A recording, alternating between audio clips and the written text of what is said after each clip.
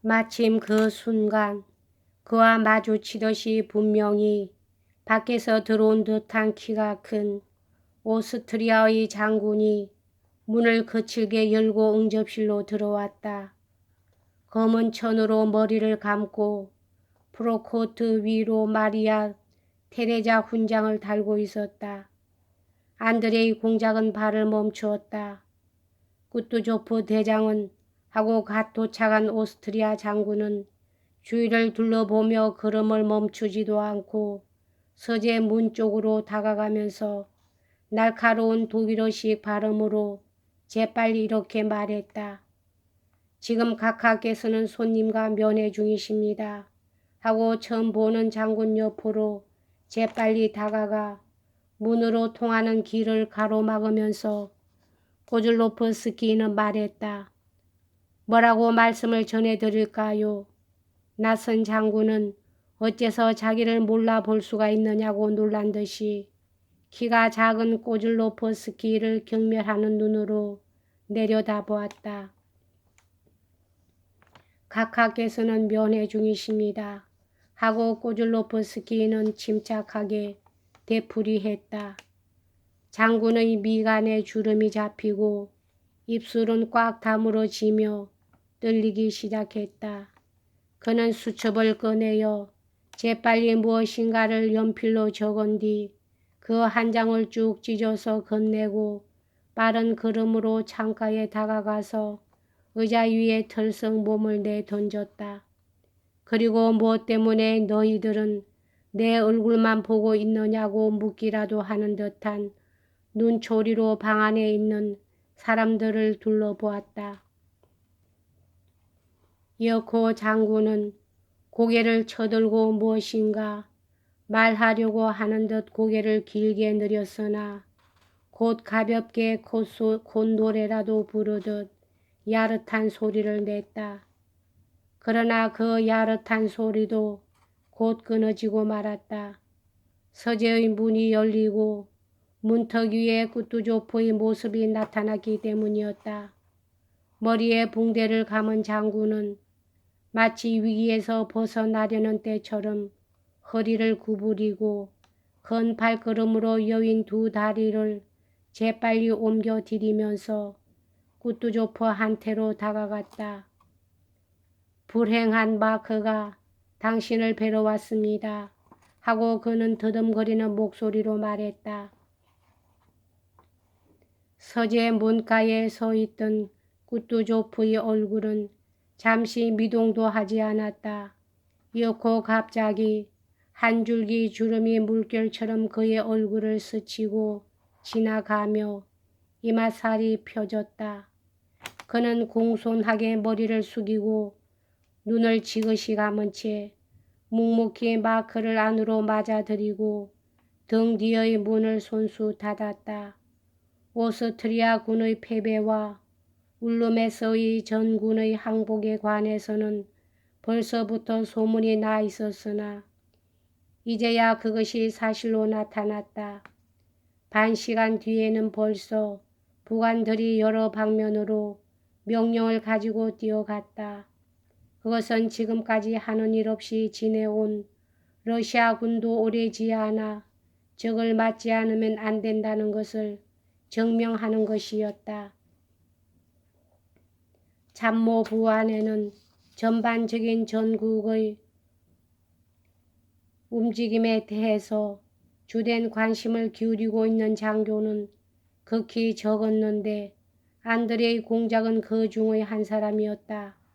마크를 보고 또 그 패배의 소상한 이야기를 들었을 때 그는 이 전쟁이 이미 절반은 패배로 돌아갔음을 깨달았고 동시에 러시아군의 곤경도 이해할 수 있었다. 그리고 어떠한 운명이 아군을 기다리고 있는지 또 자기는 그 중의 일원으로 어떠한 역할을 하지 않으면 안 되는가 하는 것을 생생하게 상상했던 것이다.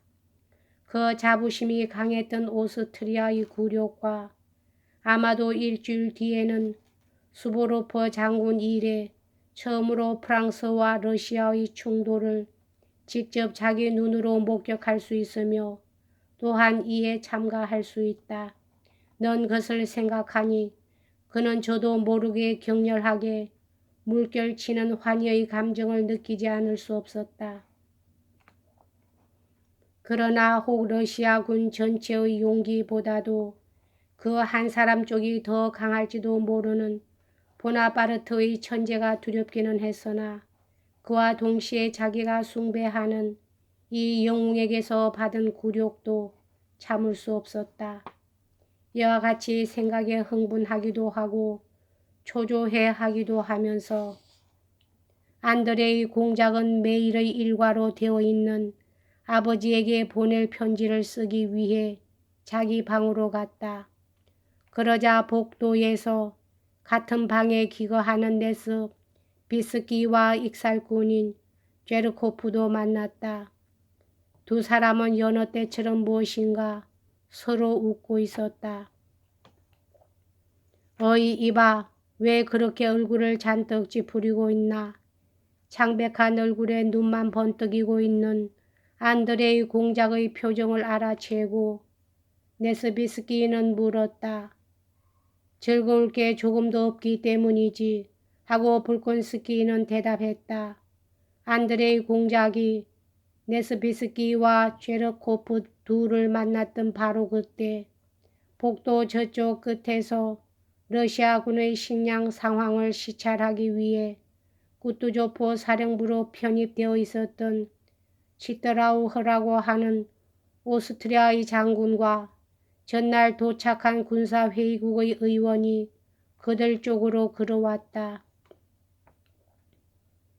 넓은 복도는 두 장군이 새 장교 곁을 자유롭게 지나쳐 갈 수 있을 만큼 충분한 여유가 있었지만 제르코프는 팔꿈치로 네스비스키를 쿡 찌르면서 숨가쁘게 말했다. 온다, 온다, 길을 비켜주시오. 길을, 자 어서 길을. 장군들은 귀찮은 경례를 교환을 피하고 싶은 듯 그대로 옆을 빠져나가려고 했다.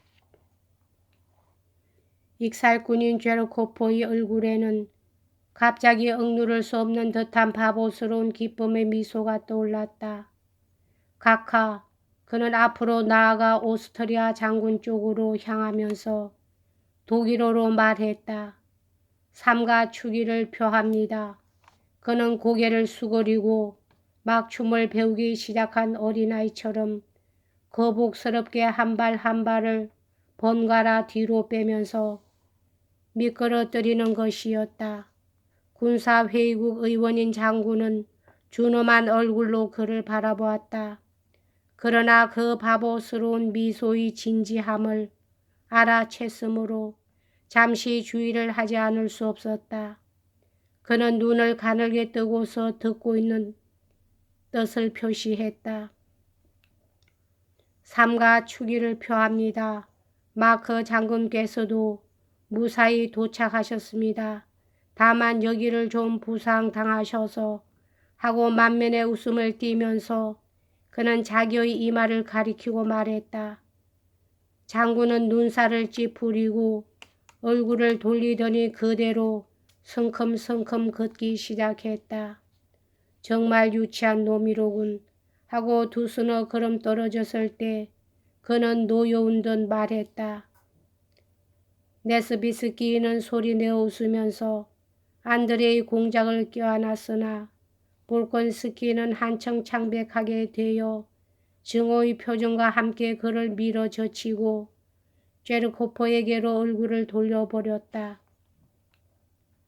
마크의 모습, 그 패보, 러시아군을 기다리고 있는 운명을 생각하는 마음, 이러한 것들로 말미암아 불러일으켜지는 신경질적인 짜증이 제르코프의 때와 장소를 가리지 않은 익살에 대한 노여움 속에서 돌파구를 찾아냈던 것이다.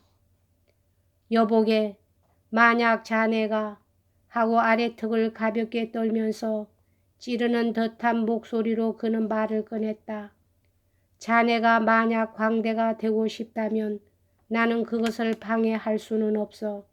그러나 미리 얘기해 두지만 만약 자네가 두 번 다시 내가 있는 곳에서 그 따위 광대 짓을 하면 나는 자네에게 신사도라는 것을 가르쳐 주겠네.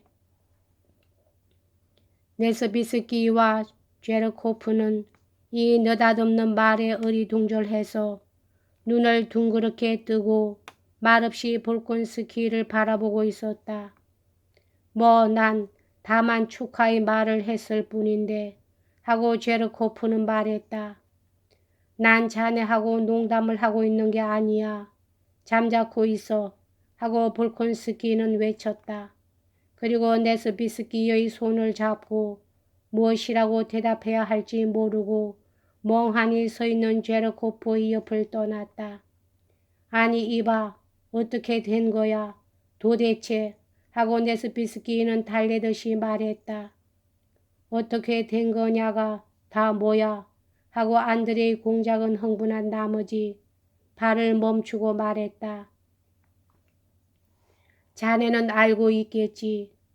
우리들은 황제와 국가에 봉사하고 우군 모두의 성공을 기뻐하고 그 실패를 슬퍼하는 장교인가.